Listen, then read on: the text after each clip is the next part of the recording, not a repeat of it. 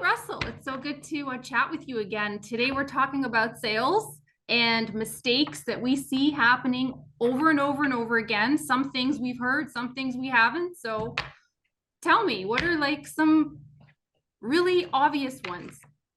Yeah, I mean, and they're plural, right? There's lots of different things we can do, and that's what your channel is about. It's about helping people grow, and that's why I admire what you're doing. First off, and thanks for having me back. I appreciate it. I'm honored to be here.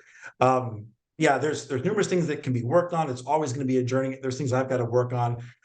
Here's a couple that I think would be valuable for those that are listening. So the first is having a good hook, a good lead in, something that you've got 6 seconds, right, or 3 seconds. I mean, it's just getting smaller and smaller as our attention span gets smaller and smaller, and as people are more aware of sales tactics or whatever. You got YouTube, you can see every trick in the book, so to speak. And so obviously we want to start off genuine. We want to have a true tonality that is caring, that is I'm here to serve, not just get my hand in your wallet. So having a good hook that Yeah. would be, here's how I can help you, Mr. or Mrs. do something cool plus something else cool that you want without something uncool that you don't want. So, and if you can add in a time frame, that's ideal. So the hook could be, here's how I can help you get more leads, and here's how I can help you get more sales in the next 7 days without spending a dime on ads. That might be a good example of a good lead in. Obviously, it depends on if you're talking to a gatekeeper, or if you're talking directly to the business owner. Ideally, if you can circumvent, like on LinkedIn or what have you, if you're talking using Google or Yelp, and get right to the owner, you're going to save yourself a lot of follow-ups. That would be like the first one. The second one would be not wrapping stories around what it is that you offer. So a lot of times what the temptation is, I'm in sales, I've learned that my product is amazing, and I want to just vomit all that I have learned from my meetings and everything all over the prospect, right? It does this, it does that, it has this widget, it has that widget, it has this feature, it has that feature. Instead of wrapping a story around it, how did you first hear about it? How did you first learn about it? What was your aha moment that said, oh, wow, this is amazing. Let me share you that story. Let me take you back to when I first learned about it and why this is so powerful. When you tell a story, it makes your what might be a commodity into something that is unique, instead of making it feel like a commodity, because the business owner's got seconds to make a decision, and they're going, I don't know if I want to spend time with you, but if you can share a good hook, wrap it nice and neatly in a story, and then have a offer that is irresistible. Something, I often say, if you can give away some kind of a free lead magnet. And I say free is probably the best word in marketing, because it means no risk. I have no risk. And in fact, if you can do a risk reversal where it seems like you are taking on some risk, then the person listening is going, oh, wow, this is, wow, I mean, I would pay for what you're about to give me. That's awesome. I would be crazy not to take you up on that. They've got to be able to think that in their minds. If they don't think I would be crazy not to say yes to this, they're going to say no. They're going to ghost you, right? You're not going to get your foot in the door. So a great hook that has, I'll help you do something that you want plus something else that you want in a certain time frame, ideally 7 days or less. Trust me, that's been proven. 7 days or less, I can get you some kind of a result without you paying me a dime, or without you taking on any risk, or with a 30-day back money guarantee, something that removes the risk. Wrap that in a story. Mr. or Mrs. Business Owner, when I first learned about this myself, what excited me about it was the fact that it could do this, and that without taking more of your valuable time, and so on and so forth. And so all you have to do is click the link below, or I'll send you an email, or I'll do whatever the call to action is, so I can get that in your hands. No risk to you. You don't have to give me a dime, or something that's going to take away that risk. And that is going to help, I think, most people avoid a lot of the feeling like you have to justify and defend what it is that you do. Wow. That was a full-blown introduction, tips all in one batch. I love it. Right to the point. Now that's good. And there's a lot of information there. So the hook is the one that stands out for me, not, making the call and just saying, hi, I'd like to talk to you about XYZ, and call me back.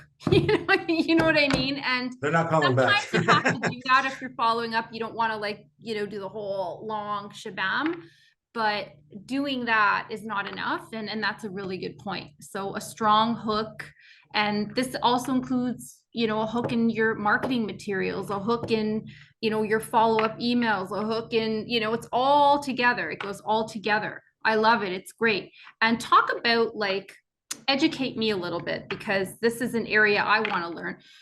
Sure. You mentioned like lead magnets and offering something for free. So could you point me to an example of how you could do that in corporate training, let's say? How Yeah, would you do that there? if you think about most products and services, there's a lot to them. And we as people in sales get excited about it. And again, I mentioned vomiting all over, like, or other people refer to as like a water hose to the face. You're like, oh, it's just too much. Yes. Because we want to share all the excitement, we want to share all of the information. And for the for the person who's just first hearing about you and your product, it's too much. Mhm. They say if you want to eat an elephant, you do it one bite at a time. And so a lead magnet really is just a bite of the elephant that your product or service is. And so what I have found and what I have studied and what I have tested is that a one page, here's the good news. It's one page. You don't have to do a 300-page ebook to get somebody's attention. If you do that, you're going to put them to sleep. No one reads the book. It's just too much. Again, it goes back to the elephant. So if it's one page, what I have done is when I'm selling, for example, I have a funnel that helps people make their first virtual high ticket sale online. Well, that's awesome. Sounds good. And I help them do it in the first 45 days, right? It's like, how do you do that? Well, when I give them a one-page lead magnet, that I have on a what's called a squeeze page, just one page that kind of hides what's in the lead magnet, the one-page document, so that they're curious. That's key too. Don't give it all the way on the page because they don't have to give you my name, email, and phone number in order to get it. Make it a little bit mysterious. Use some curiosity, but with specificity. A one-page document that shows you the steps, what's called the customer journey. So step one, you don't have these results.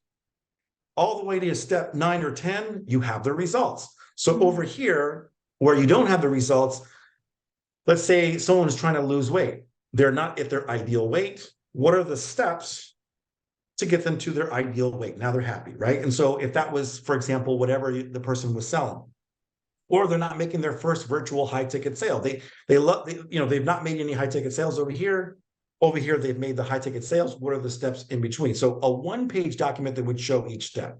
Okay, so it's almost like here's the problem, and then we're going to take you closer to the solution, or these are pieces towards the solution.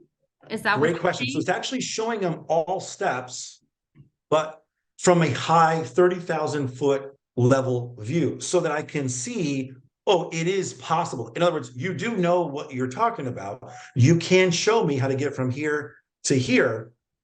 But as far as getting into the weeds is when the person who's receiving the lead magnet would then have to buy the product or service.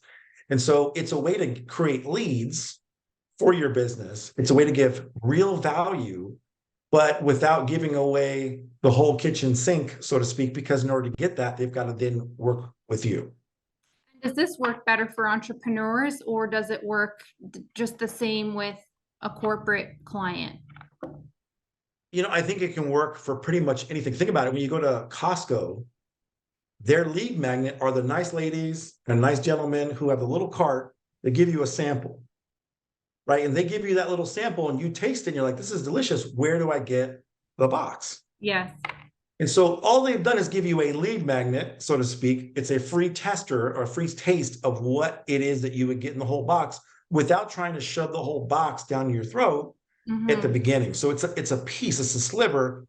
So that way, little by little, they can start to go back to when you first joined the business that offers a product or service that you're selling.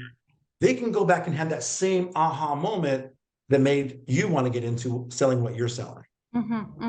No, this is good. Thank you so much. And any other tips? Like, I love the hook thing. Like that's first, Yeah. first and foremost. I love the examples for lead magnets. I love those. Any, final words on other ideas? to share? Getting The sale? on the phone or walking in the door of them both cold is more than what most people do. I would just say encouragement. Congratulations to you and to everybody who is, for those that are doing that, who are door knocking or phone calling, you're doing more than what most people would do, because there's that fear. And if you can give value first, Alex Hormozi says that the longer the runway is, the bigger the plane can take off. And the meaning is that you can ask for more when you've given more upfront in advance.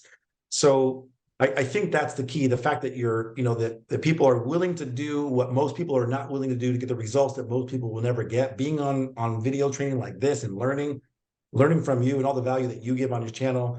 I mean, that's my my encouragement and my high five virtually for everybody listening. But I would just say it's a never-ending study.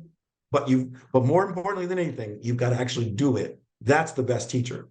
Yep, not just talk, we could talk until we're blue in the face. And you're right. Right. It's very true. I like to also just remind everyone, I loved what you said. I just loved what you said.